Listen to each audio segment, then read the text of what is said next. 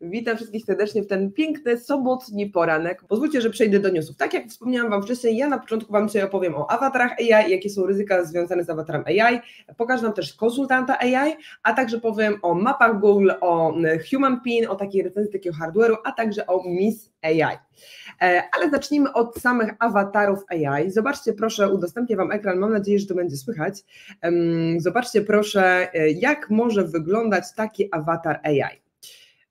Już przechodzę do ekranu, ale oczywiście złośliwe rzeczy martwe, jak chcę zrobić to szybko, to się nie da. Dobra, jest ok.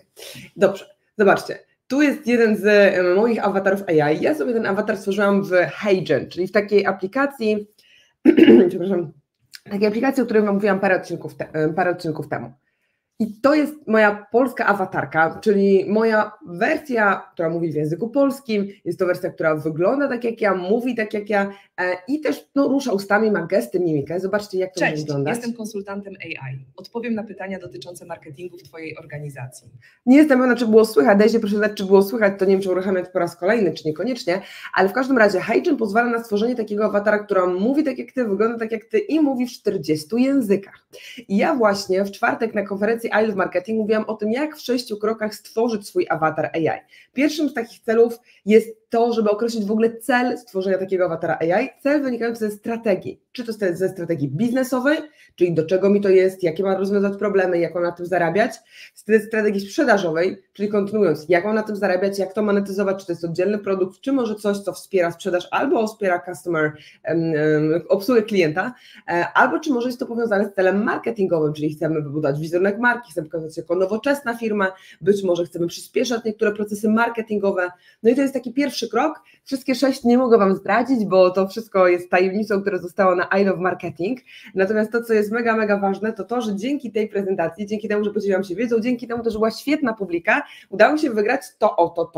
To jest nagroda za pierwsze miejsce w I Love Marketing, konkretnie na dniu I Love AI, gdzie publiczność oceniła moje wystąpienie jako najlepsze, gdzie zyskałam pierwsze miejsce spośród naprawdę kilkunastu niesamowitych ekspertów, niesamowitych prelegentów.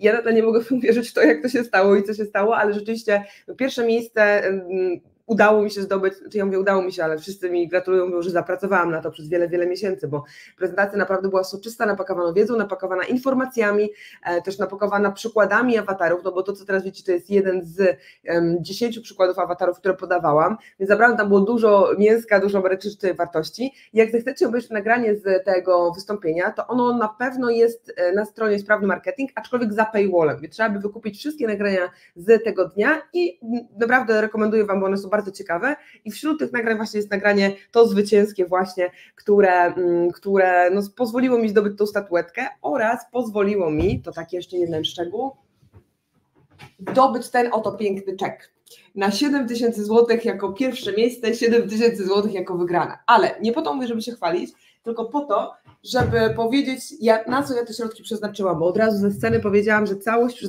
przeznaczam na cele charytatywne, bo ja głęboko wierzę w to, że jeżeli coś udało nam się zyskać od losu, jeżeli nawet zwyciężyliśmy coś, to powinniśmy to oddać światu. W ten sposób, żeby dzielić się tym dalej, jeszcze żeby inni się też tym cieszyli, żeby rzeczywiście powodować, że to dobro rośnie, żeby nie tylko robić coś wartościowego biznesowo, ale też robić coś wartościowego dla świata.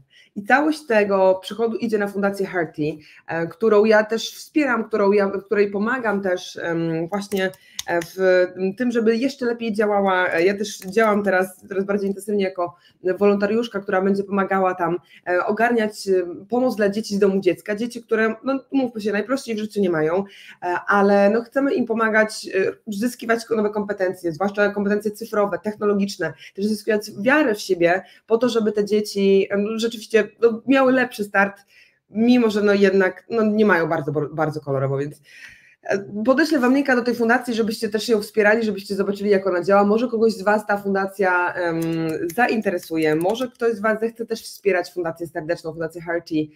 Jeżeli tak, to będzie mi bardzo, bardzo miło. O, Adrian pisze, uważam tak samo, jednak są też dobre osoby. No ja myślę, że jest bardzo, bardzo dużo osób na świecie, super też, że Adrian myślimy podobnie. Dziękuję Ci bardzo.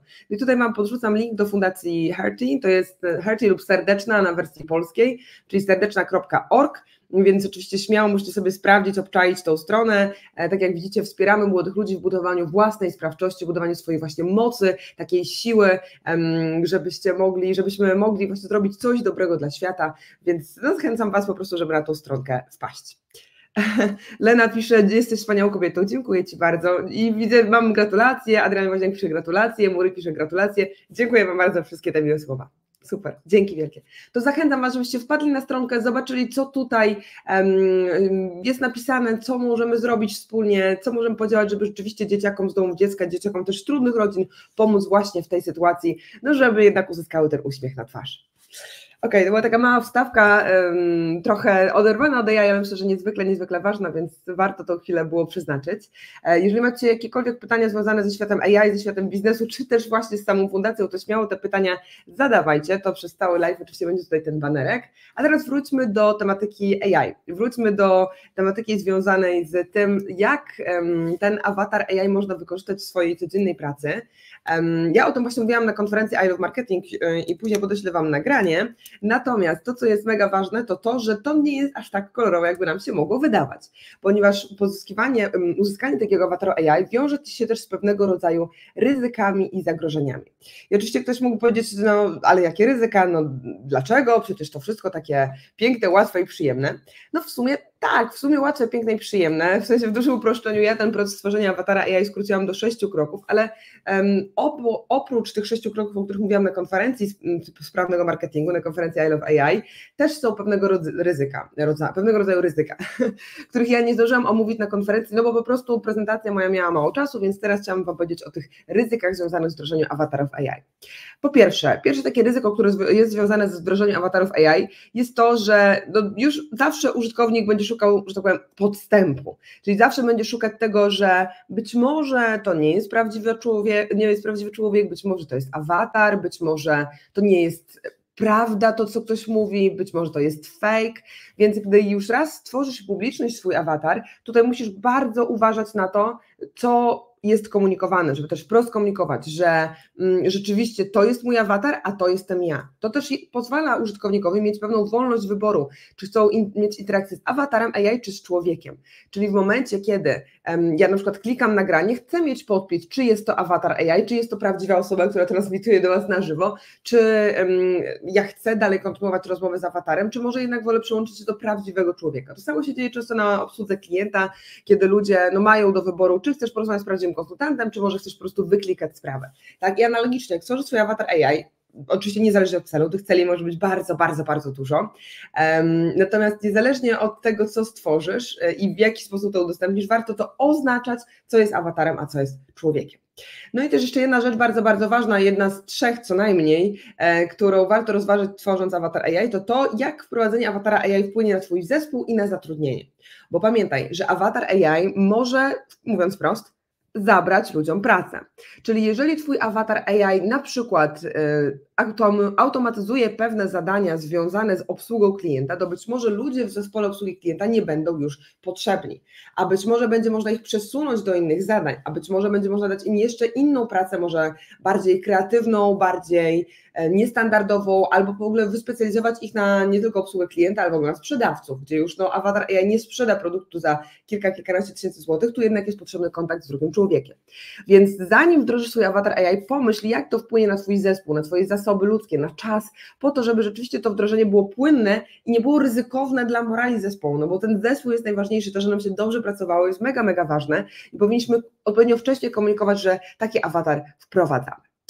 To są w dużym skrócie oczywiście takie 3 ryzyka. Tych ryzyk jest zdecydowanie więcej. Jest ich około 6 takich, które ja zidentyfikowałam, które zawsze się pojawiają. Być może kiedyś opowiem na tym na innej konferencji, zobaczymy, ale oczywiście też jak macie jakieś pytania, to śmiało tutaj zadawajcie nam te pytania. Anna pisze, czyli dzisiejszy live prowadzi awatar? No prowadzi prawdziwa osoba, widać to między innymi po gestykulacji, po tym, że rzeczywiście tych gestów jest bardzo dużo i kiedyś Wam z Kubą Królem mówiliśmy w jednym z odcinków, że awatar też możecie rozpoznać po tym, że prawdziwy człowiek jest w stanie mocno obrócić głowę i tutaj się nic nie rozmywa z boku, ale awatar lub jeżeli to byłby jakiś na przykład fake, to nie bylibyśmy w stanie tego rozpoznać. Także bardzo Ci dziękuję za to pytanie. No prowadzę to dzisiaj na żywo. Dajcie proszę znać, czy macie jeszcze jakieś pytania o awatary AI, właśnie o tego typu rozwiązania, które pozwalają nam zaoszczędzić czas i pozwalają nam się klonować. A ja jeszcze powiem Wam o tym, jak to działa w naszym przypadku, jak nasz awatar został wykorzystany. Mianowicie, w naszym przypadku z naszym awatarem jest klon mnie, tak jak już zauważyliście, z którego stworzyliśmy takiego konsultanta AI. Nazwaliśmy to osobisty konsultant AI, który pozwala Ci zadbać o Twój marketing i na przykład jeżeli ktoś chciałby się umówić na konsultację marketingową z jakimś ekspertem, na przykład właśnie ze mną, a mój kalendarz płonie, jak wiadomo, mój kalendarz jest pełny, napakowany i nie mam w tym momencie czasu, to ktoś może porozmawiać z moim konsultantem, który wygląda tak jak ja, mówi tak jak ja, oraz jest nakarmiony moją wiedzą, czyli niejako jest podłączony z moim mózgiem. Możesz ten klon sprawdzić na stronie salesy.com/avatar. Salesy to jest nasza nowa, w zasadzie półroczna już, półroczny projekt, półroczna spółka marketingowo-sprzedażowa, gdzie pomagamy układać procesy marketingowe, łączyć je ze strategią sprzedażową, po to, żeby wyniki w biznesie były jeszcze lepsze. Więc właśnie na stronie salesy.com/avatar możesz sprawdzić ten awatar. No i my też ten awatar ciągle usprawniamy, poprawiamy, działamy agile'owo, działamy właśnie na rzecz tego, żeby ten awatar był coraz lepszy, więc być może nie jest to pierwsza wersja, którą zobaczysz, będzie potrzebnych kilka jeszcze wersji, zanim rzeczywiście ten awatar będzie idealny. Aktualnie przyznajemy się, że on ma pewne wady, nie ma wszystkich rzeczy idealnie zrobionych, ale właśnie dlatego, że ten awatar nie jest idealny i też, że testujemy sobie pewne rzeczy, to pierwsze 5 zapytań jest za free, pierwsze 5 zapytań jest zupełnie za darmo, możesz zapytać mój klon o wszystko, a kolejne zapytania są płatne, symboliczną kwotę 99, czego przeznaczamy oczywiście z tego środki również na cele charytatywne, więc tutaj również chcemy rozwijać ten awatar, więc 50% idzie na rozwój awatara, a 50% na cele charytatywne z tej właśnie opłaty 9,99. Myślę, że to jest taka uczciwa cena, nie jest to za darmo, ale jest to taka uczciwa cena, w sensie, że taka symboliczna, która pozwoli nam i robić coś dobrego dla świata i dalej rozwijać ten awatar. Dobra, dajcie proszę znać, jakie macie pytania. Muri ma pytanie, ile kosztuje stworzenie własnego awatara? To jest bardzo dobre pytanie. Jeżeli chodzi o stworzenie swojego awatara, to w zależności od tego, co chcesz osiągnąć, jaką jakość chcesz osiągnąć, to te stawki będą inne. Ja na konferencji Mobile Trends prezentowałam takie zestawienie, być może za chwilkę odgrzebię slajd z prezentacji Mobile Trends, gdzie o tym opowiadałam, ale w dużym skrócie, jeżeli chodzi o stworzenie awatara i stworzenie właśnie takiego swojego klona, to musimy zwrócić uwagę na kilka rzeczy. Po pierwsze, musimy nagrać siebie w studio, więc to już jest koszt tego, że musimy wynająć studio, pójść do studia, wynająć kamerzystę, który nas nagra w odpowiedni sposób i tam są też przez HeyGen pewne warunki wymagane, mianowicie na przykład, że twarz musi być odpowiednio jasno oświetlona, musisz mówić wolno, też, znaczy trochę wolniej, w sensie, żeby to dało się zrozumieć, może nie za wolno, ale w miarę naturalnie wolno, ale też kiedy nie mówisz, zamykać buzię, czyli robić wyraźne pauzy, kiedy nie mówisz.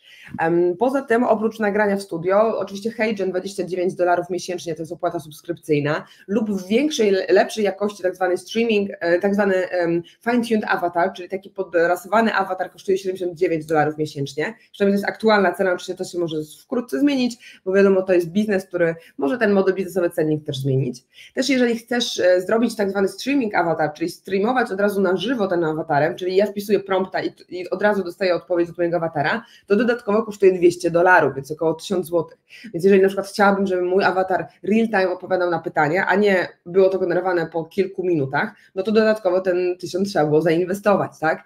Więc tutaj w zależności od tego, co chcesz osiągnąć, czy zależy Ci bardziej na tym kontakcie real time, czy bardziej na tym, żeby w ogóle ten awatar istniał, te stawki mogą być różne i to jest ta sama inwestycja, jeżeli chodzi o awatara. Natomiast jeżeli ktoś z Was, tak jak ja, chciałby połączyć swój awatar ze swoim mózgiem, ze swoją wiedzą, no to już jest inna bajka, to jest już dodatkowe kilka tysięcy złotych. Nie będę Wam tego teraz rozbijać na części pierwszej, jak kogoś z Was to będzie interesowało, to myślę, że nagram po prostu oddzielny odcinek na ten temat. Ania pyta, nie była mnie od początku, więc może było powiedziane, czy duża różnica jest między tradycyjnym awatarem a droższym. Jest różnica, nie jest to różnica diametralna, bym powiedziała, nie jest to różnica duża, w zależności od tego, z jakiego rodzaju nagrania też korzystacie. Mam też wrażenie, że w zależności od tego, jak tam HeyGen sobie z tym poradzi, to ta różnica naprawdę nie jest ogromna. W moim przypadku, co ciekawe, ten awatar trochę tańszy, dla mnie nawet był lepszy niż ten droższy, ale ja jestem jakimś ewenementem, bo mój wspólnik Przemek jednak bardziej jest zadowolony ze swojego awatara, który jest płatny. Z kolei mój mąż ma też oddzielnie swoje konto na HeyGenie i no też widzieliśmy, że ta płatna wersja jest lepsza. Więc wiecie, tutaj tak naprawdę to zależy, trzeba by sobie przetestować, trzeba by sobie sprawdzić. Jak zobaczycie moją stronę HeyGena, tu jest awatar mojego wspólnika Przemka Stanisza, który sobie też testowo robiliśmy, 2 moje awatary, jeden po angielsku, jeden po polsku, czyli jeden jak po angielsku mówiłam do nagrania, drugi jak nagranie zrobiłam w 100% jednak w języku polskim. No i ten mój fine-tunowany awatar, czyli ten trochę droższy. Tak jak mówiłam, ja nie zauważyłam jakiejś dramatycznej różnicy, jakiejś drastycznej różnicy, więc ja przerzuciłam się na tą trochę tańszą wersję. Ona nie jest darmowa, oni tak mówią, że za darmo było wygenerowanie, ale musisz płacić subskrypcję 25 czy to $29 miesięcznie, to nie jest za darmo. On za darmo był stworzony, ale nie był sfine-tunowany. Natomiast tutaj był ten sfine-tunowany, który mówię, u mnie nie był jakiś spektakularnie lepszy, więc jak to mówią, jeżeli nie widać różnicy, to po co przepłacać, tak? Cytując klasyka i cytując reklamę, więc no tutaj tak naprawdę musicie sobie sami sprawdzić, ta inwestycja nie jest duża, bo ten fine-tuning nie jest taki drogi, więc ja bym rekomendowała jednak w większości przypadków robić ten fine-tuning po to, żeby nawet sprawdzić, czy ta jakość będzie lepsza, bo to, że u mnie tej dużej różnicy nie ma, to nie znaczy, że u Was nie będzie ta różnica diametralna. Dobra, dajcie proszę znać, jakie macie pytania, co chcielibyście jeszcze się dowiedzieć w tematach awatarów AI, a ja Wam jeszcze obiecałam, że pokażę Wam demo tego awatara AI, tak? Awatara mojego właśnie tego konsultanta, więc wysyłam Wam już link na czacie do strony, która ten awatar zawiera i udostępnię Wam też właśnie tą stronkę.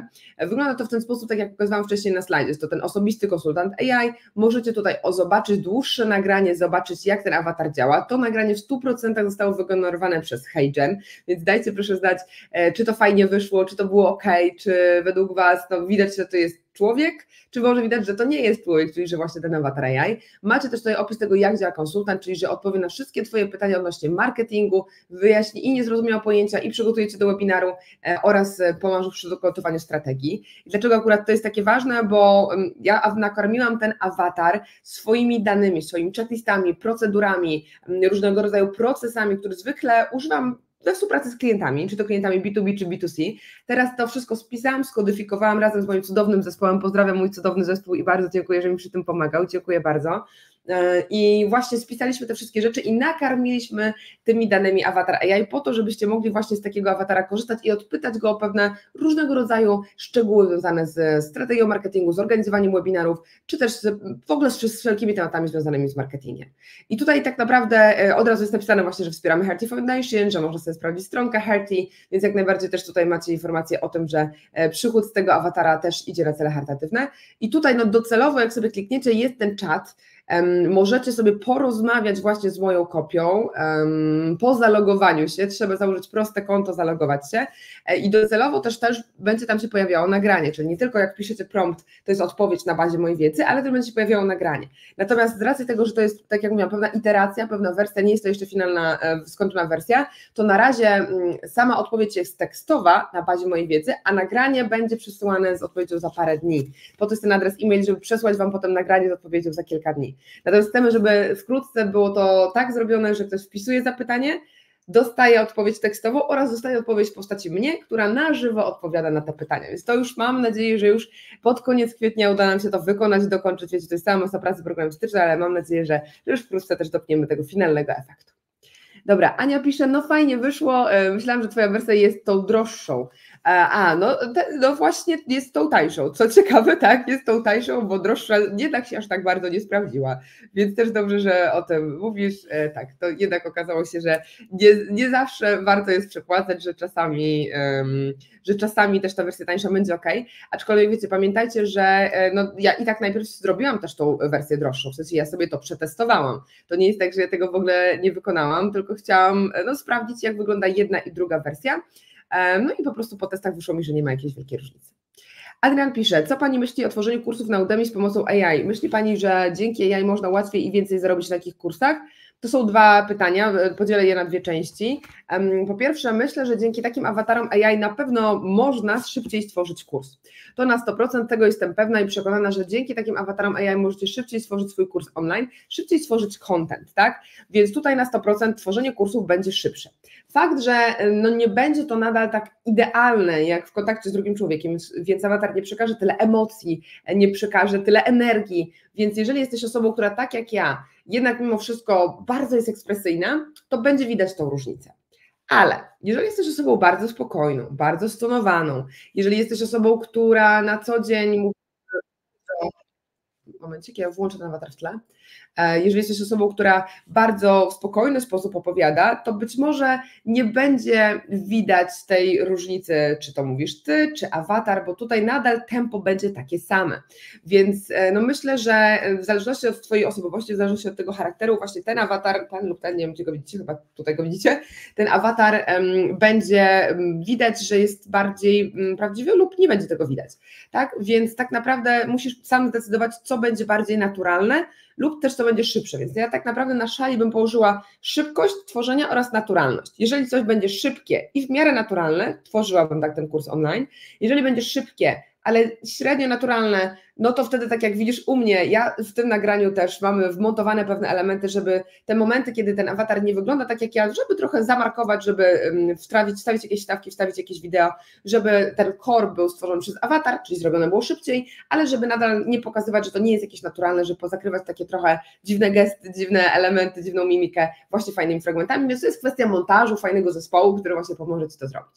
Natomiast jeżeli coś będzie szybkie, ale będzie zupełnie naturalne, będzie sztuczne, będzie widać, że to nie jesteś Ty, to bym nie robiła tego kursu w ten sposób, no bo ludzie jednak cenią naturalność, cenią kontakt z drugą osobą i czasami lepiej nie przekładać szybkości, zarobków i w ogóle jakiegoś nie wiadomo jakiego sukcesu w tych kursach nad tą naturalność i tą interakcję z drugim człowiekiem, bo ta interakcja jest też bardzo, bardzo ważna. Drugie pytanie, które zadałeś, to to, co myślę o tym, czy myślę, że dzięki AI można łatwiej i więcej zarobić na takich kursach. I to jest już pytanie trochę złożone, bo jeżeli chodzi o awatary AI, to właśnie dzięki temu, że stworzymy kurs szybciej z awatarem AI, na pewno jesteśmy w stanie szybciej zarobić na kursie, ale to jest nie koniec, bo tak naprawdę AI może nam pomóc szybciej tworzyć opisy do naszych kursów online, lepiej tworzyć te opisy, używać języka korzyści. Ja ostatnio miałam spotkanie z taką klientką, która naprawdę ma świetny produkt, świetny kurs online, widać, że ma ogromną wiedzę, ale no nie potrafi tego sprzedać niestety. I w związku z tym, że nie potrafi tego sprzedać, troszeczkę utknęła z tym wszystkim, bo ma piękny produkt, bardzo wiedzowy, bardzo merytoryczny, ale nie ma możliwości, żeby sprzedawać go dalej, żeby w ogóle inwestować w kampanię, bo utknęła.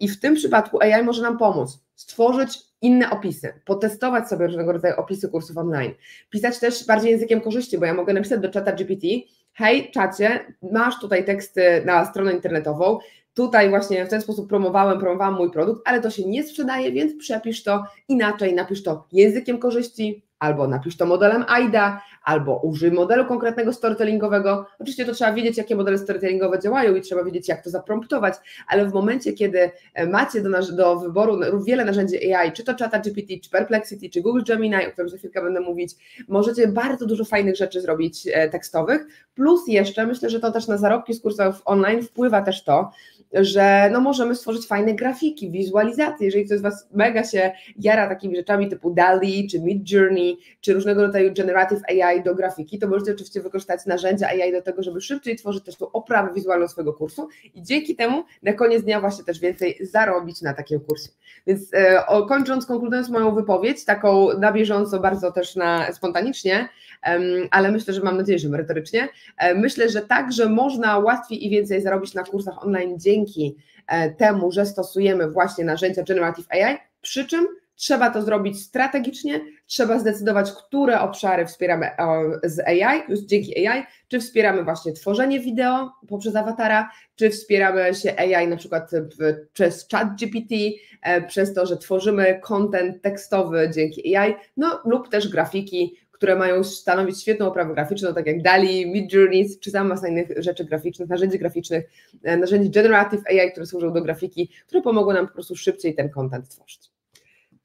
Okej. Ania pisze, jest też zalew treści na YouTube generowanych przez AI, jak dla mnie na etapie budowania marki, budowania społeczności, jednak autentyczność i prawdziwy człowiek mają zdecydowaną przewagę. I to jest, myślę, jak najbardziej fajne, że to podkreśliłaś, czyli zwłaszcza jak jesteśmy na pierwszym etapie budowania naszej marki osobistej, no mimo wszystko lepiej byłoby, żeby ten kontakt był z drugim człowiekiem taki prawdziwy, aczkolwiek z drugiej strony jestem w stanie sobie wyobrazić sytuację, że ktoś, kto do tej pory był no-name'em, w ogóle kogoś nie było widać w świecie w swojej branży, że rzeczywiście może stworzyć swój awatar AI po to, żeby postawić te pierwsze kroki, bo się na przykład za mocno wstydzi, bo nie chce wychodzić przed kamerą, bo chce tylko co jakiś czas się pokazać, ale tak bardzo kamera go stresuje lub bardzo ją kamera stresuje, że nie chce się pokazywać. Więc wtedy nie ma też tego dysonansu, bo wiecie, największy problem jest dysonans, że widziałam tą osobę naprawdę i widziałem awatar i to nie jest prawdziwe, to jest fake, tak? Tutaj oczywiście quote and quote, cytat, bo to nadal jest ta osoba, to jest prawdziwe, ale jednak troszeczkę bardziej syntetyczne, przyspieszone, stworzone z wykorzystaniem narzędzi Generative AI. Więc ja bym za każdym razem znów punkt pierwszy wróciła do celu biznesowego, do strategii, do tego, co chcę osiągnąć, ale też do analizy SWOT, czyli jakie mam zasoby, czy wcześniej korzystałam z tego typu rozwiązań, czy stawiam pierwsze kroki w mojej branży, co chcę osiągnąć, znów strategia myślę, że jak najbardziej jest kluczem. O tak, Ania napisała, tak, masz rację z tym dysonansem, super, cieszę się. Ania też napisała, cieszę się Aniu, że się zgadzamy oczywiście, tak, nie to, że się cieszę, że mam rację, tylko cieszę się, że się zgadzamy ponownie, także mega, mega fajnie.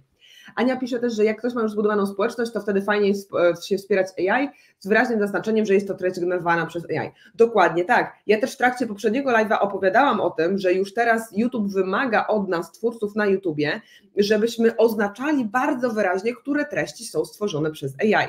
Mówiliśmy to na odcinku, w którym głównie mówiliśmy wtedy o asystentach AI, więc nie tyle o samym awatarze, ale o asystentach AI. Więc jak sobie wejdziecie na moje konto Anna Pro i wejdziecie na przedostatni live, który ma tytuł Doradca AI w Twoim banku, rewolucja usług od Google i parę innych newsów, to właśnie w tym odcinku mówiłam o tym, jak teraz YouTube wymaga od nas tego, żebyśmy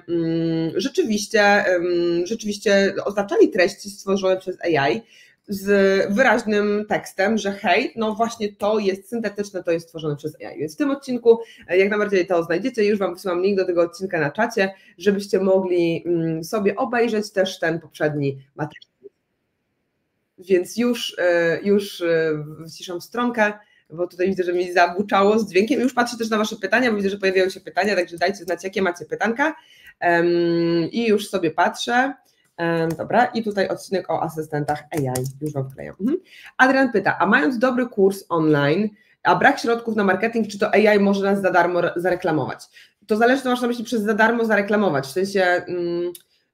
To zależy, co masz na myśli, jakbyś rozwinął, co masz na myśli przez za darmo zareklamować, w sensie większość tych narzędzi AI mimo wszystko jest płatna lub symbolicznie płatna lub jest w fazie rozwoju, czyli albo są bezpłatne, ale są w fazie rozwoju, więc być może te rozwiązania nie są idealne, tak jak na przykład masz ChatGPT w wersji 3,5, no to on jest darmowy, ale generuje bardzo dużo halucynacji, bardzo dużo też błędnych odpowiedzi, w związku z tym ja na przykład korzystam od samego początku z ChatGPT+, a teraz w ogóle korzystamy z ChatGPT Teams, czyli tak naprawdę staramy się korzystać z tych płatnych wersji, bo one generują lepsze odpowiedzi. I możemy korzystać z wersji bezpłatnej, ale wolimy korzystać z wersji płatnej, bo daje lepszą jakość. Natomiast jeżeli chodzi o zdobyć pierwszych klientów dzięki AI bezpłatnie, ale znów, jakaś ścieżka dotarcia do klienta. Chyba to jest temat na konsultację. Bo tutaj to musimy ten temat pogłębić. Chodzi o zdobycie pierwszych klientów, ale w jaki sposób, jakimi krokami, jaki lejek marketingowy, które kanały komunikacji, no bo AI możemy włożyć w konkretne punkty styku z klientem, w konkretne punkty w planie marketingowym i też musimy to robić zgodnie ze strategią marketingową, strategią sprzedaży naszego kursu online. Więc musielibyśmy przejść Twoją ścieżkę dotarcia do klienta, przejść Twój lejek marketingowy, który masz zaprojektowany i wtedy dopiero na tej podstawie stwierdzić, ok, to tutaj dodaję AI, a tu nie dodaję, tak? No bo na przykład to pomoże mi szybciej zdobyć pierwszego klienta, a to na przykład druga część nie będzie autentyczna, nie będzie naturalna, więc na przykład tego nie dodaję. Tak, ale tak jak mówię, no to jest bardzo indywidualny case, bardzo indywidualna sprawa, więc jeżeli ktoś z Was ma pytania, to darmowe konsultacje już Wam wysyłam na czacie. Konsultacje. Te konsultacje trwają 20 minut i wtedy możemy sobie rozgryźć już Wasz każdy problem, każdy plan i wtedy możecie też podzielić się już swoim konkretnym case'em, więc też zachęcam oczywiście, żeby wejść na stronkę meet.annapro.pl. Tam na tej stronie macie właśnie do wyboru 30-minutową konsultację bezpłatną lub 60-minutową konsultację, one już są płatne, więc domyślam się, że na początku pewnie wystarczy ta bezpłatna konsultacja, ale jak ktoś zechce płatną, to też jak najbardziej można. Macie tutaj też kalendarz, więc po prostu wbijacie się w mój kalendarz, patrzycie, kiedy mam jakiś wolny termin, czy to w kwietniu, czy to w maju jeszcze jest tych terminów zdecydowanie więcej, oprócz dni, kiedy jadę na konferencje, no bo już pod koniec maja jestem na konferencjach różnego rodzaju, więc już mnie trochę nie ma. Natomiast to oczywiście tutaj można jeszcze sobie wyklikać jakieś terminy na kwiecień i śmiało zapytać o też swoje indywidualne case'y, o Wasze indywidualne case'y, to co Was nurtuje i chcecie sobie już tak omówić 1 do 1. Dobra. I miałam Wam wysłać też link do tego odcinka, gdzie mówiłam, że czat halucynuje. Mam nadzieję, że pamiętacie, co to znaczy, że czat halucynuje? O co chodzi z tym halucynowaniem? Pamiętacie? Ja Wam za chwilkę wyślę linka na czacie, który to też tłumaczę dla tych, którzy jeszcze nie wiedzą, ale ja może ktoś z Was pamięta, co to znaczy, że czat halucynuje. Jak radzić sobie z halucynacjami? Chat GPT już pisze. Super, dobra. Dzisiaj wyszedł taki bardziej odcinek, mam wrażenie, bardziej rozmowa tak naprawdę niż newsy, co mnie też bardzo, bardzo cieszy, bo bardzo lubię mieć interakcję z Wami, więc tak, więc cieszę się, że też możemy sobie jeszcze pogadać. O, dokładnie, Muri pisze konfabulacja, dokładnie tak. Anna pisze, że na konferencji mówili, że zawsze halucynuje, tylko czasem poprawnie, a czasem niepoprawnie. Okej, dobra, no coś w tym jest, czyli czasami halucynuje w sensie, że generuje złą odpowiedź, a czasami halucynuje, czyli generuje dobrą. No to też w ogóle ciekawe wejście. Właśnie Ania była też na konferencji I Love Marketing, więc też, no też jak najbardziej była i wie, co tam w trawie piszczy w świecie AI, więc super, że mamy też taką ekspertkę na naszym live.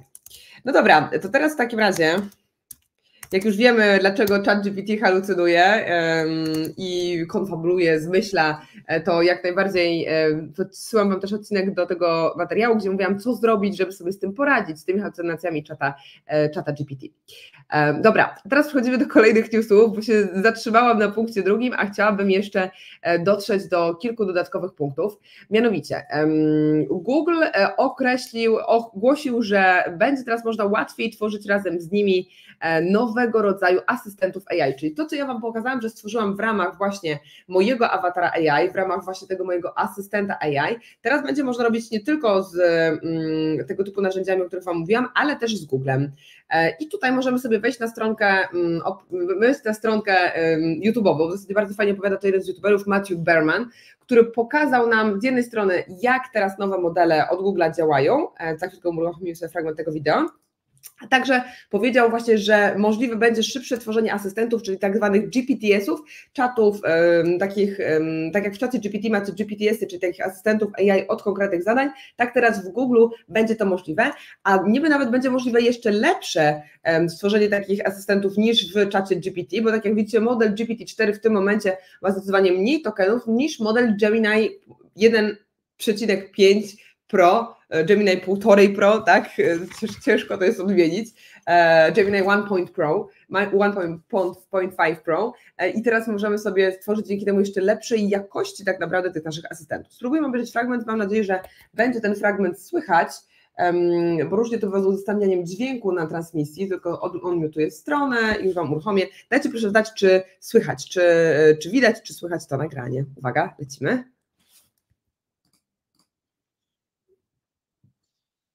Aha, to reklama odjechała. Dobra, to ja na chwilę to ukryję, bo musi reklama przejechać, bo uruchomiłam to nagranie wczoraj, jak się przygotowałam do naszego wywiadu, ale nie wiem, że YouTube stwierdził, że przecież fantastycznie będzie włożyć tu reklamę. Ale dobra, to w takim razie jeszcze raz, uwaga, lecimy z tym nagraniem. Dajcie mi znać proszę, czy słychać. Czyli jeszcze raz, on tutaj mówił, że teraz Google model Gemini 1.5 Pro ma 1 milion tokenów, co jest kilkukrotnie więcej od modelu Claude 3, jest kilkukrotnie więcej od modelu GPT-4 oraz kilkukrotnie modelu od ich pierwszego modelu, czyli Gemini 1. Czyli jeżeli chcemy nakarmić Gemini jakimiś danymi, albo jeżeli chcemy wysłać jakieś zapytanie, to mamy 1 milion tokenów. I co to oznacza? I teraz mówię, co to oznacza.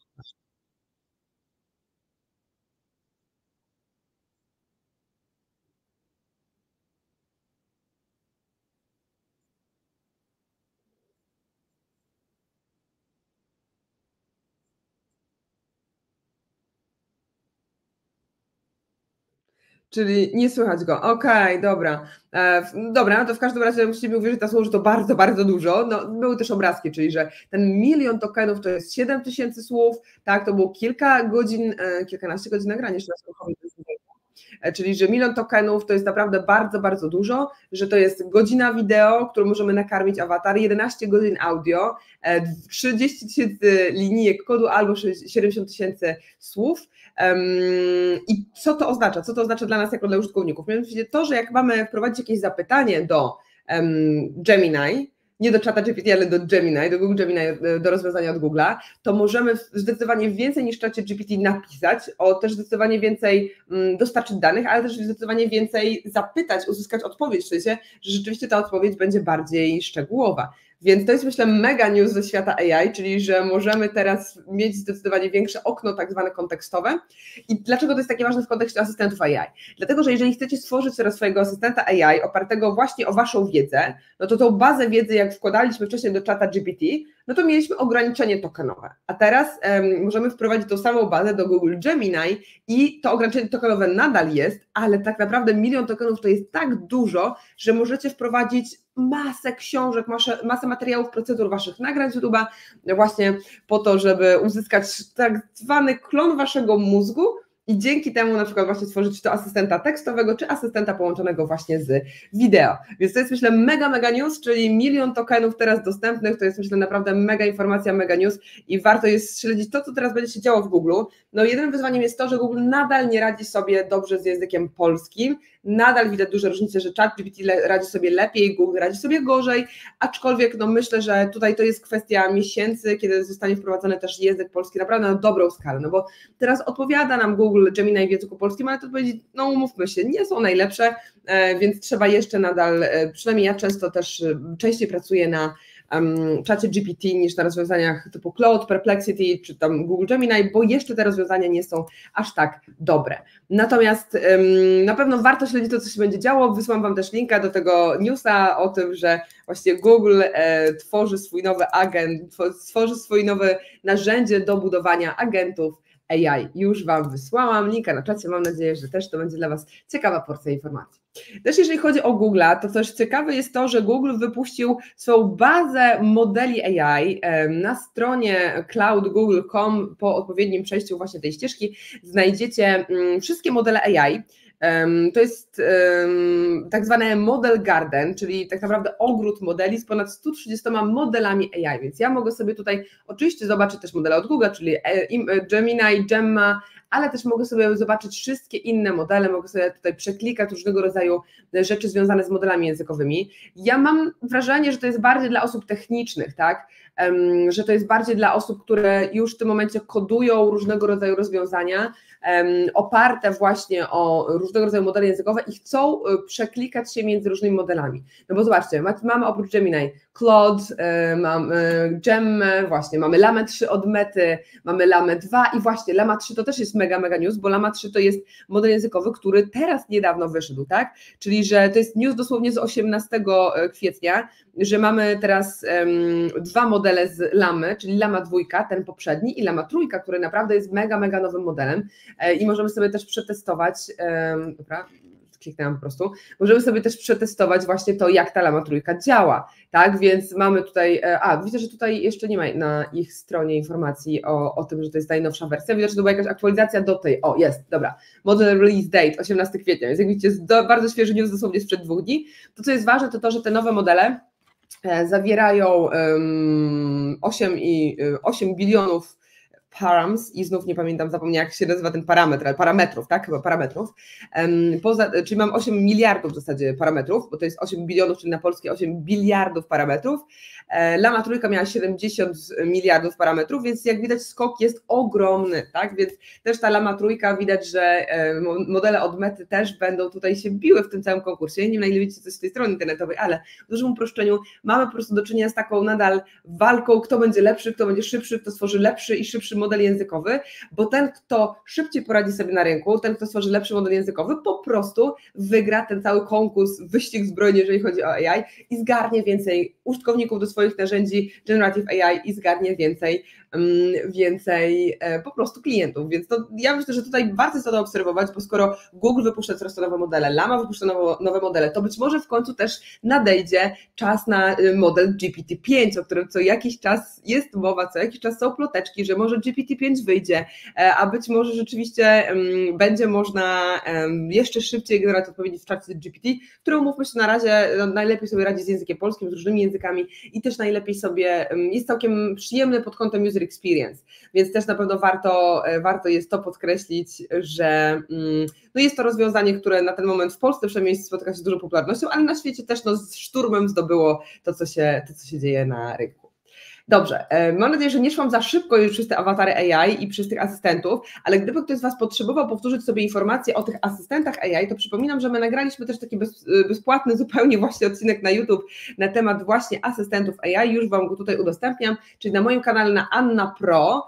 Zachęcam, żeby subskrybować i kliknąć dzwoneczek, żeby nic Wam nie umknęło, koniecznie kliknijcie dzwoneczek. I tutaj był taki odcinek o asystentach AI, tak? Czyli właśnie jak tych asystentów tworzyć krok po kroku, więc ja Wam już tutaj udostępniam ten link, kopiuję go i macie już tutaj na czacie za chwilkę, jak tworzyć asystentów AI.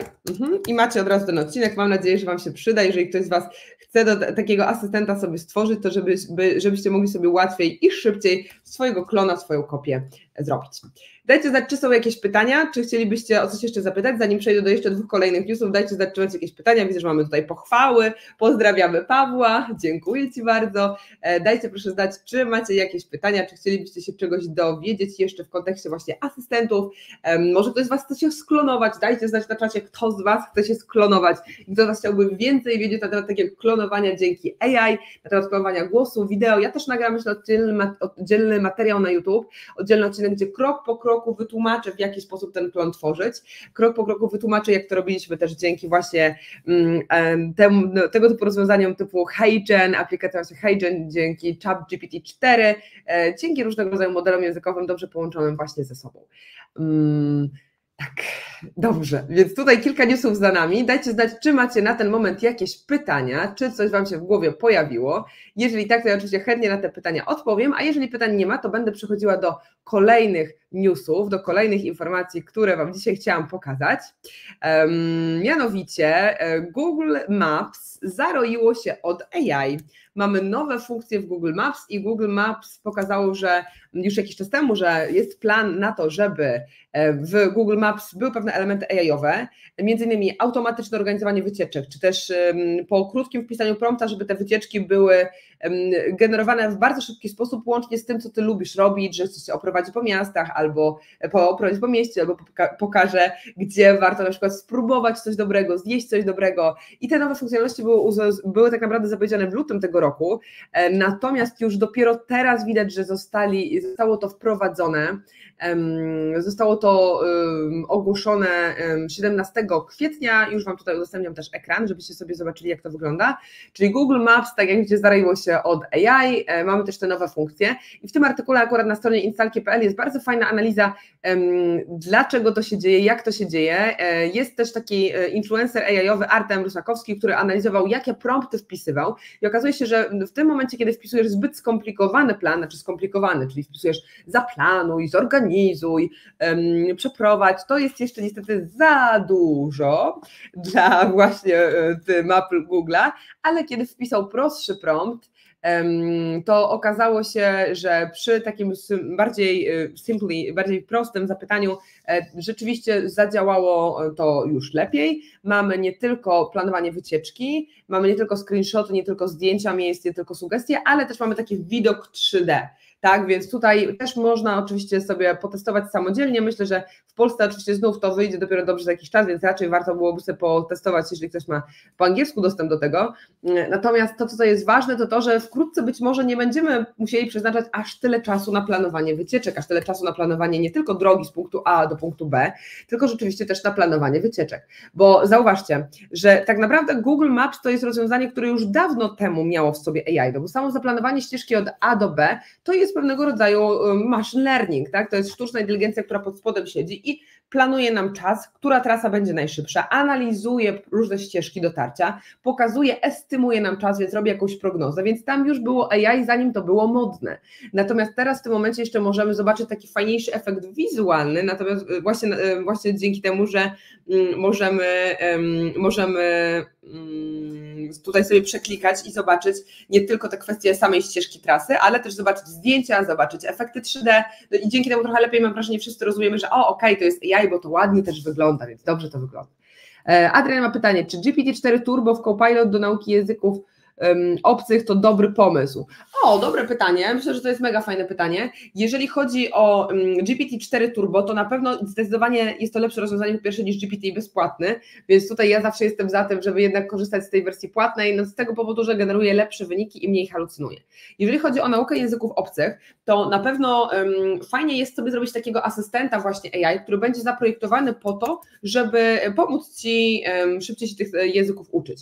Ja kiedyś mówiłam na jednym z odcinków o GPTS-ach właśnie, kiedy mówiliśmy o asystentach AI, mówiliśmy o GPTS-ach bodajże, więc jeżeli stworzysz sobie na przykład swój własny GPTS, gdzie będzie na przykład Twoim lektorem, tutorem nauki języka angielskiego, to myślę, że to jest jak najbardziej dobry pomysł. Albo możesz właśnie, tak jak napisałeś, w Copilocie sobie wyklikać te rzeczy, czyli nie korzystać z interfejsu czata GPT, tylko sobie wyklikać to samodzielnie. Natomiast no znów, w zależności od tego, jakim jesteście użytkownikami, czasami lepiej będzie sobie po prostu wyklikać coś w formie właśnie asystenta AI, czyli tego tak zwanego GPTS-a, czyli wyklikujemy sobie naszego GPTS-a. Nawet myślę, że jest kilku GPTS-ów gotowych jako nauka języka angielskiego, nawet to sprawdzę. English Tutor, ciekawe jest, jak to wpisać, żeby to było dobrze. Tutor, English Mentor, pewnie coś z tą stroną szukała. Jest, English Tutor, Conversational English Tutor for SL Practice. Mamy nawet, już widzę GPT-sy, które uczą do konkretnych egzaminów, tak, konkretne informacje, mogą poprawiać Wasze błędy, tak, mogą nie tylko mówić nie tylko mówić po angielsku, a też w innym języku, to jest albo japoński, albo chiński, ale powiem szczerze, że pewności nie mam. Tak, więc widzę, że już nawet są takie GPT-sy, ale ja powiem Wam, że z doświadczenia widzę, że jeżeli stworzymy sami naszego GPT-sa i nakierujemy go, napiszemy mu prompt odpowiednio, powiemy po co chcemy się uczyć, w jakim celu chcemy się uczyć, czy to na przykład właśnie do jakiegoś konkretnego egzaminu, czy to jakieś na przykład TEFL-a chcecie zdać, czy jakiś konkretny inny egzamin, czy to cambridge'owski, to tak nastawić tego GPT-sa, żeby generował odpowiedzi takie, jakie chcecie, lub też tak jak piszesz w Copilocie, też odpowiednio zapromptować, przygotować takiego asystenta AI po to, żeby móc z tego korzystać. Więc ja myślę, że to jest dobry pomysł. Technicznie myślę, że fajnie byłoby, gdybyś wpadł na kolejnego live'a, gdzie będzie też Kuba Król, gdzie on powie technicznie, jak to połączyć, bo ja w życiu napisałam tylko 2 linijki kodu w Pythonie i potem sobie powiedziałam, że nigdy więcej. Więc ja wiem z lotu ptaka, jak to zaprojektować, wiem też biznesowo, jak to może działać i myślę, że to jest dobry pomysł, ale technicznie to na pewno też Kuba Król odpowie, który dołączy do nas oczywiście na kolejnym live.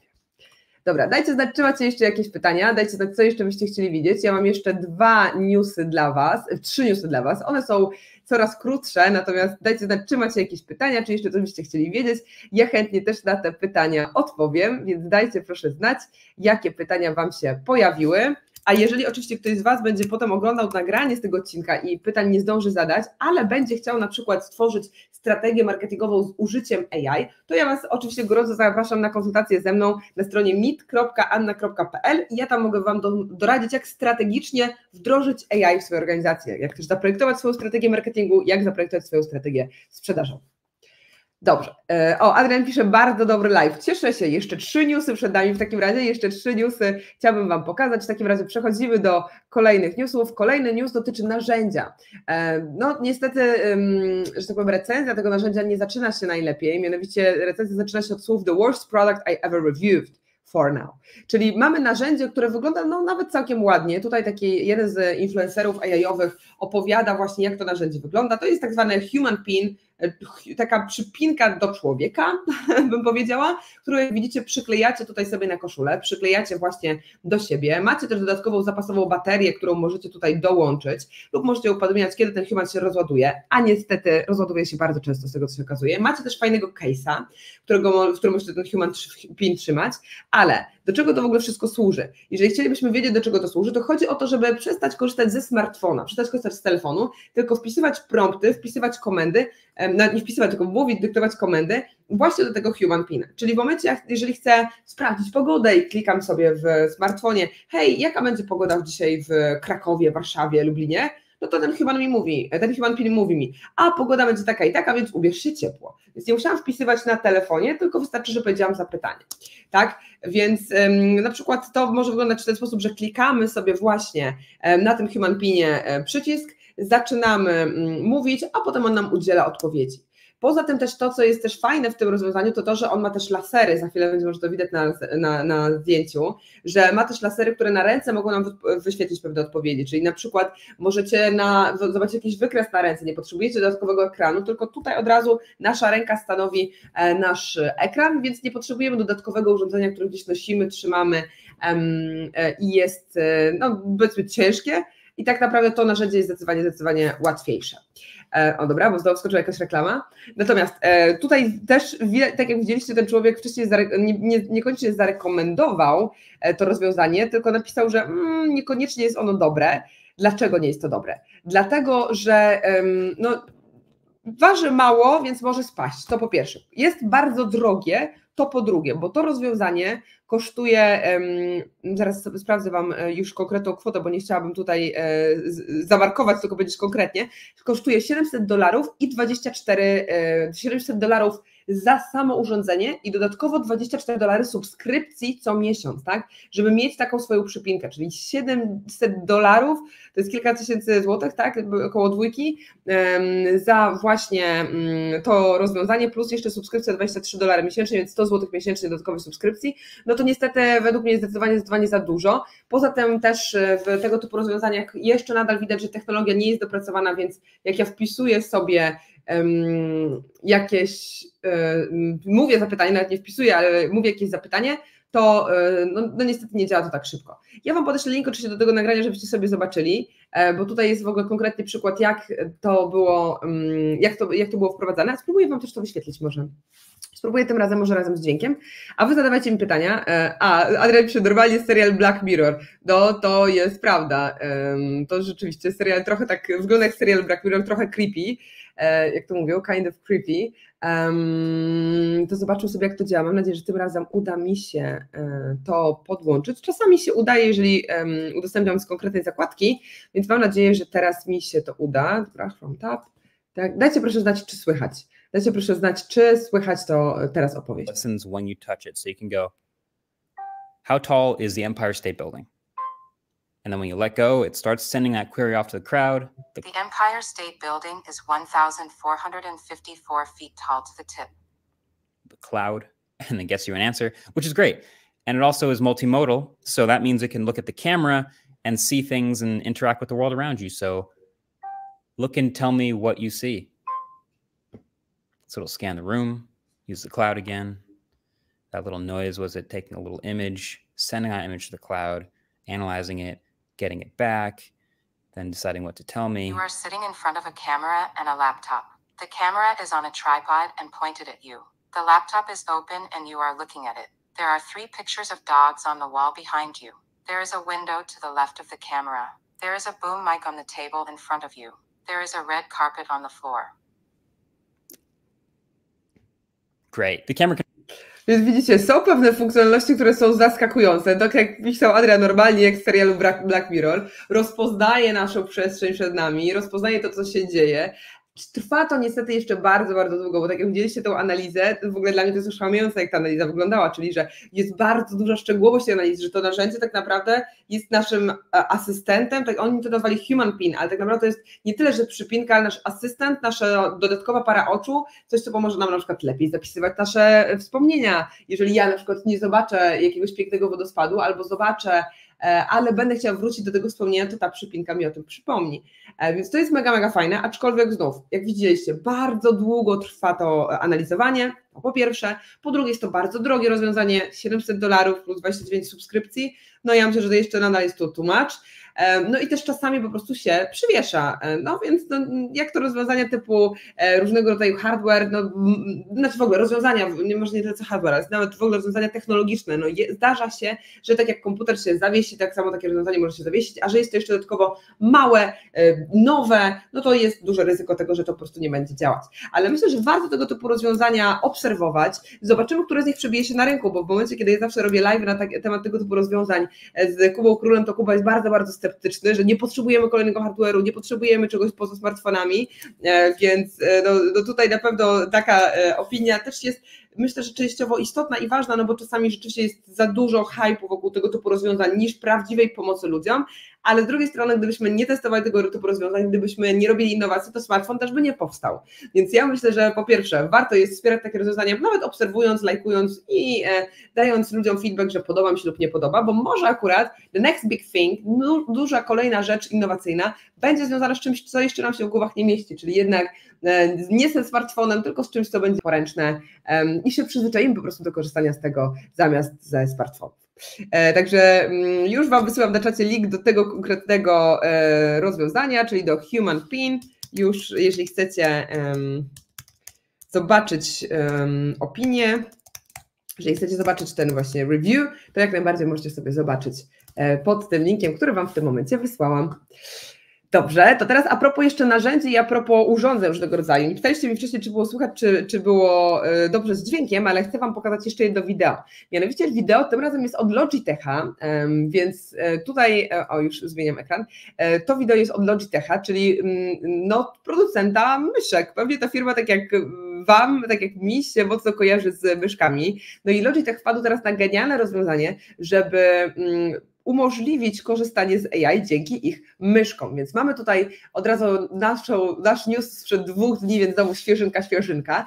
Introducing Logi AI Prompt Builder, your shortcuts to AI Fluency.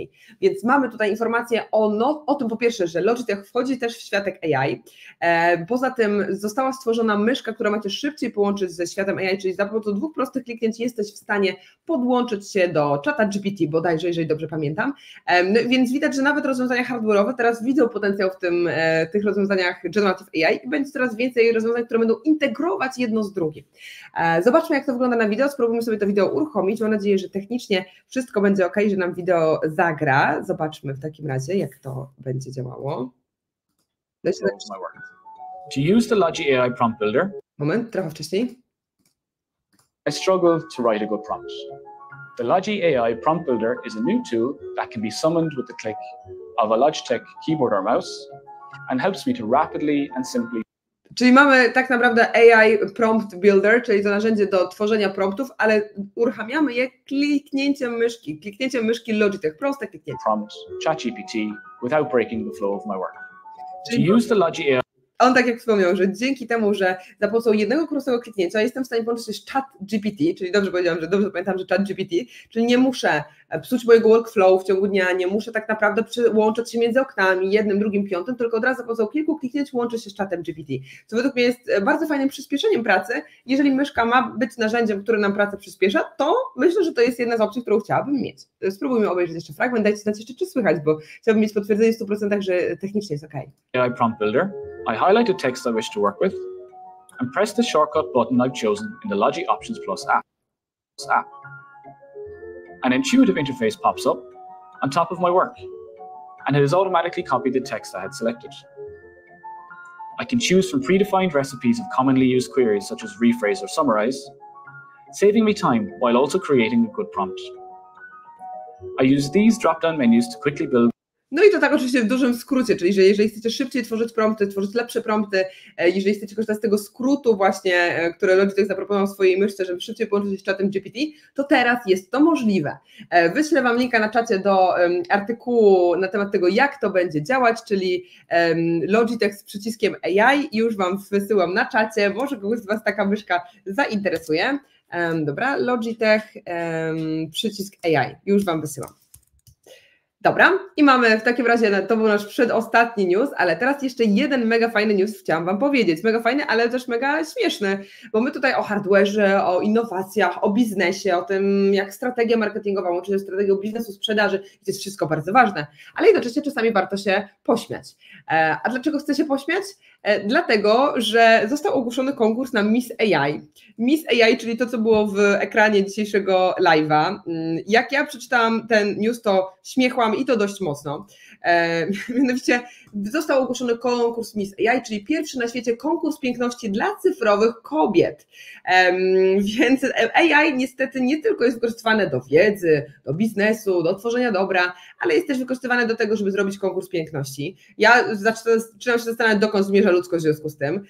W każdym razie Daily Mail informuje, że Miss AI to wcale nie jest żart, tylko prawdziwa inicjatywa organizowana przez FanView, platforma w stylu Patronite czy Patreon, która pozwala na zarabianie poprzez subskrypcje, ale różni się od konkurencji wykorzystaniem sztucznej inteligencji, na przykład do odpowiadania na wiadomości od tychże fanów. Więc w konkursie na Miss AI, jak widzicie, mają się mierzyć różnego rodzaju kobiety stworzone przez rozwiązania Generative AI, czyli w dużym uproszczeniu. O co chodzi z tym Miss AI? Chodzi o to, że możecie stworzyć sobie taką piękną kobietę, na przykład w DALL-E, w Midjourney, stworzyć jakąś piękną osobę, możecie przystąpić do tego konkursu i wasza postać może być wykorzystana w tym konkursie, w tym sensie, że może wziąć udział w tym konkursie i być może, że zyskacie nagrodę. No i też są pytania, jak to w pytaniu na Miss, są pytania, w jaki sposób uczyniłabyś świat lepszym miejscem, tak? Więc Miss musi też nie tylko być ładna, ale potrafić też odpowiedzieć na różnego rodzaju pytania. I w związku z tym na tej podstawie też będzie przyznawana nagroda. Znaczy wiecie, ja się zastanawiam, dokąd zmierza ludzkość, skoro w tą stronę chcę wykorzystywać też AI, do tego, żeby wygenerować piękne panie, które będą konkurować o Miss najpiękniejszej kobiety. W ogóle myślę, że to niekoniecznie jest dobry sposób na wykorzystanie AI, aczkolwiek ciekawe, że w ogóle takie konkursy na Miss AI w ogóle się pojawiają. News bardziej bym powiedziała taki bardziej fun fact niż news, który jest game changerem. Dajcie znać, co wy o tym myślicie, czy rzeczywiście wybory Miss AI mają sens, czy niekoniecznie. To według mnie, ja mam taką opinię, że jednak niekoniecznie, bo to nie do tego tworzymy AI, żeby tworzyć tylko i wyłącznie jakieś obrazki, ale po to, żeby nam przyspieszało to pracę. Przynajmniej taka jest moja opinia, więc dajcie znać też, co wy myślicie, czy rzeczywiście konkurs na Miss AI to jest fajny pomysł, czy to może jest niefajny pomysł. Dajcie znać na czacie, ja wam już wysyłam też link do tegoż właśnie newsa i też jeżeli macie jakiekolwiek pytania w związku z tym, czy w związku też z poprzednimi newsami, o którym wam mówiłam, to oczywiście śmiało zadawajcie te pytania na czacie. To jest ostatnia chwila na zadawanie pytań, będziemy powoli zmierzać ku końcowi z tym live'em, bo powiedzieliśmy sobie o 6 bardzo ciekawych newsach. Mam nadzieję, że te informacje były dla was przydatne. O, Muri napisał fajny pomysł. Michale, jeżeli dobrze pamiętam twoje imię, to Michał, dlaczego fajny pomysł? Uzasadnij. Chętnie też porozmawiam z kimś, zwykle rozmawiam z Kubą na tych live'ach i z nim dyskutuję na temat, czy fajne, czy nie fajne, ale ciekawa jestem waszej opinii. Ania napisała, ciekawy, zabawny też w życiu. Tak, zabawy też potrzebujemy w życiu. No tak, to prawda. No dobra, z tą teorią się zgodzę. No na pewno zabawy potrzebujemy w życiu, ale zastanawiam się, ile poszło tokenów, zasobów, wody na tego typu rzeczy. Nie, w sensie ja fanką nie jestem, każdy z nas może mieć oczywiście inne zdanie, ale ja fanką konkursu na Miss AI nie jestem, niestety, a pokazałam to dlatego, że to jest ciekawe, kontrowersyjne, aczkolwiek myślę, że jednak w tą stronę nie powinniśmy mieć wykorzystaniem AI. W mojej opinii jednak wykorzystanie AI powinno służyć czemuś dobremu, wyrobieniu nowej technologii, przyspieszeniu pracy, celom charytatywnym, o których mówiłam wcześniej, tak? Tak jak moja nagroda, która poszła w całości na cele charytatywne, tak samo tutaj możemy zrobić coś takiego dzięki AI, co będzie wspierało cele charytatywne. Ale tutaj każdy widzę, może mieć swój na to pomysł, sky is the limit, wiadomo, niebo jest tylko ograniczeniem, możemy wymyślić różne rzeczy. A nie pisze, no wiadomo, ale na tradycyjne wybory Miss tak samo, trochę bez sensu, a jednak ludzie to kochają. To prawda, coś w tym jest, jak najbardziej. Michał pisze, bo z tego co zrozumiałem, nie tylko wygląd się liczy. No na przykład, dokładnie, nie tylko wygląd się liczy, tylko też dodatkowe cechy. Muri pisze też, bo można eksperymentować, albo pisałeś wcześniej, że fajnie, tak? Można poeksperymentować, tym bardziej, że liczy się co i jak sztuczna inteligencja odpowiada. Okej, dobra, tak, czyli nie liczy się tylko piękność, bo tak jak było w tym artykule, który wam wysłałam na czacie, że w tym konkursie na Miss AI Piękny, tak, piękny konkurs na Miss AI, na najpiękniejszą miskę. Nie liczy się tylko to, jak ta Miss będzie wyglądać, tak jak w prawdziwym konkursie właśnie na Miss Świata, że jednak liczy się też pewnego rodzaju odpowiedź, co ona powie, w jaki sposób powie, bo może być piękna, ale pusta i to wtedy niestety ludzie wtedy no, nie głosują na tego typu osoby, a czasami głosują na piękną, ale z dobrym sercem, więc albo piękną, która mądrze opowiada, albo ma jakieś jeszcze dodatkowo wartości, z którymi ludzie się identyfikują, więc no to myślę, że rzeczywiście jak tak mi to tłumaczycie, droga społeczności, droga grupy, to może rzeczywiście ten Miss AI to nie jest aż taki najgorszy konkurs ever. Może rzeczywiście coś w tym jest. No, jeszcze mnie nikt z Was nie przekonał, ale myślę, że możemy kiedyś podyskutować jeszcze na ten temat, porozmawiać, wymienić się doświadczeniami. Muri pisze, Michał pisze, fajnie, że pamiętasz moje imię. Pamiętam imiona regularnych bywalców, także fajnie, że jesteś z nami po raz kolejny. Fajnie też, że Wy wszyscy jesteście z nami po raz kolejny, bo oprócz Michała jest z nami oczywiście Ania stałym bywalcem. Też wcześniej widziałam parę osób, właśnie Magdalena, Lena Magda w zasadzie, tak, która jest u nas stałym bywalcem, też fajnie, że wpadła. Adrian Woździak też jest u nas regularnie, więc staram się też doceniać te osoby, które są z nami regularnie, więc Michał też jest tym stałym bywalcem, także cieszę się, że jesteś ponownie. Mega fajnie.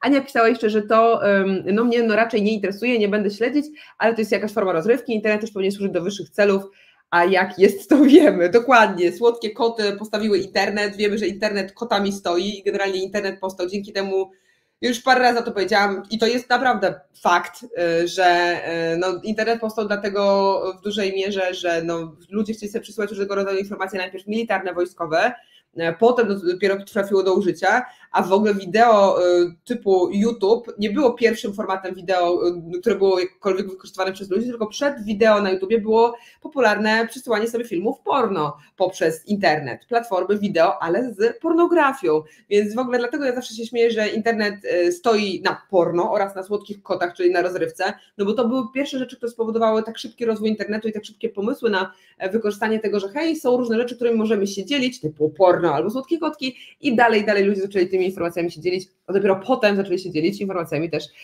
merytorycznymi. Adrian pisze, fajny numer odcinka 666. Tak, dziękuję Adrianie za spostrzegawczość, dokładnie tak, numer tego odcinka nazywa się 666, dlatego że według mnie rozwiązania typu Miss AI to są rozwiązania 6666 to jest liczba szatana, tak wiecie, zabawnie mówiąc, ale że to są rozwiązania raczej, które sprowadzają nas na manowce, a nie w dobrym kierunku, dlatego tak trochę zabawnie, dla mnie zabawnie, mam nadzieję, że Was też bawi, nazwałam odcinek 666 cyfrą szatana, tak? Ale no tutaj oczywiście to jest w ramach żartu, w ramach heheszków, nie próbujemy żadnych różnych idei, tylko to miało być w ramach humoru. Dobra, dajcie znać, czy macie jeszcze jakieś pytania, czy macie jeszcze jakieś komentarze, dajcie proszę znać na czacie. Jeżeli macie jakieś pytania albo będziecie mieli pytania w przyszłości, możecie też śmiało oczywiście tutaj pisać te pytania poniżej. Jeżeli jesteś teraz na YouTubie, to w tym momencie kliknij subskrypcję oraz dzwoneczek, koniecznie dzwoneczek, żeby nic nie umknęło. Wtedy otrzymasz informacje o każdym live'ie, o każdym nowym odcinku, a nowe odcinki są zawsze we wtorki o 10, a live'y zwykle są w czwartki o 21, w większości przypadków czwartki o 21, więc teraz widzimy się w czwartek o 21. Teraz wyjątkowo z racji tego, że występowałam na I Love Marketing, gdzie przypominam, zajęłam pierwsze miejsce dzięki Wam, dzięki Waszym głosom, bardzo Wam dziękuję, to z racji tego, że występowałam tego dnia na I Love Marketing, to jednak live odbywa się w sobotę, więc trochę inny dzień niż standardowo, a ja jeszcze raz, jeżeli ktoś z Was był na I Love Marketing i oddał na mnie głos, to bardzo, bardzo Wam dziękuję, bo to pierwsze miejsce to jest w dużej mierze Wasza zasługa, w sensie zasługa publiczności, wiadomo, ja zrobiłam prezentację, przygotowałam się, zaprezentowałam, ale to Wy oceniliście ją jako najlepszą, jako to pierwsze miejsce, także jeszcze raz bardzo, bardzo Wam dziękuję za tą nagrodę, naprawdę, bardzo dziękuję. I teraz ja się trochę czuję jak Miss Świata, która dziękuję ludziom, społeczności za nagrodę, ale no takie momenty też rzeczywiście są ważne, więc być może i ja się przekonam do Miss AI.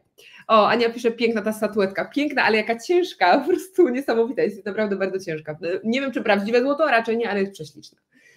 Ania też pisze tutaj serduszko, właśnie Ania też brała udział w tworzeniu awatara AI, też pomagała mi tutaj, więc też pozdrowienia dla Ani, bo to jest tak naprawdę nagroda dla całego naszego zespołu, także jeszcze raz wielkie dzięki dla wszystkich, którzy brali udział też w tym, żeby współtworzyć ze mną awatar AI, w tym, którzy rzeczywiście zaangażowali się w to, doradzali mi, więc to tutaj bardzo, bardzo dużo osób brało w tym udział, więc to bardzo, bardzo Wam dziękuję. A jeżeli ktoś z Was jeszcze tego awatara AI nie widział, to wklejam Wam w takim razie link do tego awatara na czacie. Wystarczy, że wejdziecie na stronę sejsi.com/na-awatar i tam zobaczycie, jak konkretnie ten awatar wygląda. I możecie sobie zobaczyć też demo i mam nadzieję, że też uda Wam się skorzystać wkrótce z tej wersji płatnej, która, tak jak mówiłam, jest wersją płatną symbolicznie, a ona docelowo wspiera też cele charytatywne. Tak jak ta moja nagroda, którą przeznaczyłam na cele charytatywne, tak samo tutaj nasz awatar AI wspiera cele charytatywne, więc no, jeżeli będziecie korzystali z tego awatara, to pamiętacie, że będziecie wspierać Fundację Hertie, bo 50% przychodu z tego awatara od teraz jest przekazywane na właśnie Fundację Hertie, pozostałe 50% na rozwój tego awatara, czyli żebyśmy pracowali nad tą technologią, żeby ten awatar był jeszcze lepszy, czyli żeby ten konsultant AI dopomagał po prostu jak największemu gronu osób i charytatywnie, i wiedzowo, żeby po prostu łączyć te dwa cele i takie robienie czegoś dobrego dla świata w postaci celów charytatywnych oraz robienie dobrych rzeczy pod kątem biznesu, innowacji, nowości, wdrażania różnego rodzaju rozwiązań, które mają przyspieszyć naszą pracę. I trzymam kciuki za owocne wdrażanie innowacji w Wasze biznesy, w Wasze projekty, oby AI pomagało Wam na co dzień jak najwięcej. Do zobaczenia następnym razem. Dzięki Michał, dzięki wszystkim, do zobaczenia. Cześć!